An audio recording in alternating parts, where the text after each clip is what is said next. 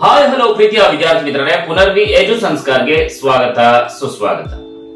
ನೀವೇನಾದ್ರೂ ಕೂಡ SSLC ಎರಡನೇ ಪರೀಕ್ಷೆಯನ್ನ ಬರೆದಿದ್ರೆ ಅಂದ್ರೆ ಎರಡನೇ ಪಬ್ಲಿಕ್ ಪರೀಕ್ಷೆಯನ್ನ ನೀವೇನಾದ್ರೂ ಕೂಡ ಬರೆದಿದ್ರೆ ಈ ಒಂದು ವಿಡಿಯೋವನ್ನ ಮಿಸ್ ಮಾಡದೇ ಸಂಪೂರ್ಣವಾಗಿ ನೋಡ್ತಾ ಹೋಗಿ. ಜೊತೆಗೆ ಎಷ್ಟೋ ಜನ ವಿದ್ಯಾರ್ಥಿಗಳು ಕಮೆಂಟ್ ಸೆಕ್ಷನ್ ಕಮೆಂಟ್ ಮಾಡಿದ್ರು, ಸರ್ ಗ್ರೇಸ್ ಮಾರ್ಕ್ಸ್ ಏನಾದ್ರೂ ಕೂಡ ಕೊಡ್ತಾರಾ ಅಂತ ಹೇಳಿ. ಜೊತೆಗೆ ಎರಡನೇ ಪರೀಕ್ಷೆಯ ರಿಸಲ್ಟ್ ಯಾವಾಗ ಅಂತ ಕೂಡ ಕೇಳ್ತಾ ಇದ್ರಿ. ಈ ಎಲ್ಲಾ ಪ್ರಶ್ನೆಗಳಿಗೆ ಈ ಒಂದು ವಿಡಿಯೋದ ಮುಖಾಂತರ ಉತ್ತರವನ್ನ ತಿಳ್ಕೊಳ್ತಾ ಹೋಗೋಣ.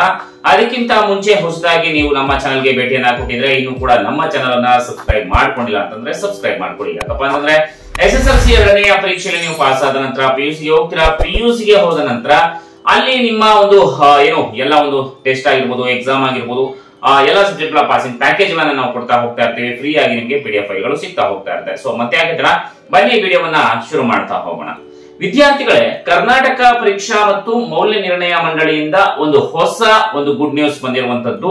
ಯಾರು ಎರಡನೇ SSLC ಪರೀಕ್ಷೆಯನ್ನ ಬರೆದಿದ್ದಾರೆ ಅವರಿಗೆ ಅದು ಏನಪ್ಪಾ ಗುಡ್ ನ್ಯೂಸ್ ಅನ್ನೋದನ್ನ ನೋಡೋದಾದ್ರೆ, ಈಗ ಆಲ್ರೆಡಿ SSLC ಪರೀಕ್ಷಾ ಮತ್ತು ಮೌಲ್ಯ ನಿರ್ಣಯ ಮಂಡಳಿಯಿಂದ 3 ದಿನಾಂಕಗಳನ್ನ ಫಿಕ್ಸ್ ಮಾಡಿರುವಂತದ್ದು ಎರಡನೇ ಒಂದು SSLC ಪರೀಕ್ಷೆಯ ರಿಸಲ್ಟ್ ಗೆ. ಹಾಗಾದ್ರೆ ಆ 3 ದಿನಗಳಲ್ಲಿ ನಿಮಗೆ SSLC ರಿಸಲ್ಟ್ ಖಂಡಿತವಾಗಿಯೂ ಕೂಡ ಬರುತ್ತೆ. ಹಾಗಾದ್ರೆ ಪರೀಕ್ಷಾ ಮತ್ತು ಮೌಲ್ಯ ನಿರ್ಣಯ ಮಂಡಳಿ ನಿಗದಿಪಡಿಸಿರುವಂತಹ ಆ 3 ದಿನಾಂಕಗಳು ಯಾವ್ಯಾವುದು ಎರಡನೇ ಪರೀಕ್ಷೆಯ ರಿಸಲ್ಟ್ ಗೆ ಅನ್ನೋದನ್ನ ನೋಡೋದಾದ್ರೆ, ವಿದ್ಯಾರ್ಥಿಗಳೇ 8ನೇ ತಾರೀಕು ಅಂದ್ರೆ ಸೋಮವಾರ, ನಾಳಿದ್ದು. ಓಕೆ, 8ನೇ ತಾರೀಕು ನಿಮಗೆ ರಿಸಲ್ಟ್ ಬರುವಂತಹ ಸಾಧ್ಯತೆ ಇದೆ. ಎಷ್ಟು ಗಂಟೆಗೆ ಅಂದ್ರೆ 11 ಗಂಟೆಗೆ. 8ನೇ ತಾರೀಕು ಏನಾದ್ರೂ ಕೂಡ ಮಿಸ್ ಆಯ್ತು ಅಂತಂದ್ರೆ ಜೊತೆಗೆ 10ನೇ ತಾರೀಕು ಕೂಡ ನಿಮಗೆ ರಿಸಲ್ಟ್ ದಿನಾಂಕವನ್ನ ಘೋಷಣೆಯನ್ನ ಮಾಡಿರುವಂತದ್ದು.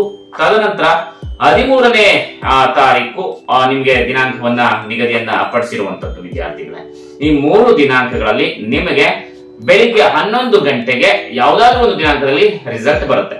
ಇನ್ನು ಗ್ರೇಸ್ ಮಾರ್ಕ್ಸ್ ಏನಾದ್ರು ಕೂಡ ಕೊಡ್ತಾರಾ ಅಂತ ವಿದ್ಯಾರ್ಥಿಗಳು ಕೇಳ್ತಾ ಇದ್ರು. ವಿದ್ಯಾರ್ಥಿಗಳೇ, ಗ್ರೇಸ್ ಮಾರ್ಕ್ಸ್ ನಿಮ್ಗೆ ಯಾವುದೇ ಕಾರಣಕ್ಕೂ ಕೂಡ ಕೊಡೋದಿಲ್ಲ.